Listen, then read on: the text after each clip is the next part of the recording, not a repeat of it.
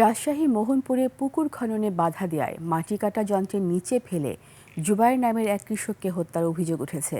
অন্যদিকে পাবনায় ওয়াজ মাহফিলের দোকান বসানো নিয়ে ছুরিকাঘাতে মারা গেছেন এক যুবক।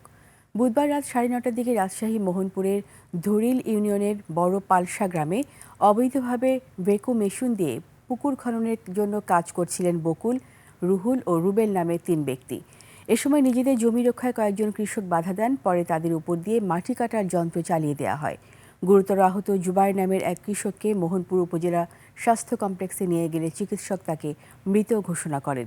এদিকে পাবনায় ওয়াজ মাহফিলের দোকান বসানোকে কেন্দ্র করে বিরোধের জেরে সুজন মোল্লা নামে এক যুবক ছুরিকাঘাত করা হয়।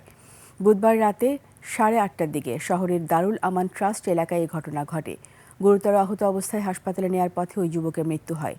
এ ঘটনায় অভিযুক্ত সোহান ইসলামকে গ্রেপ্তার করেছে পুলিশ।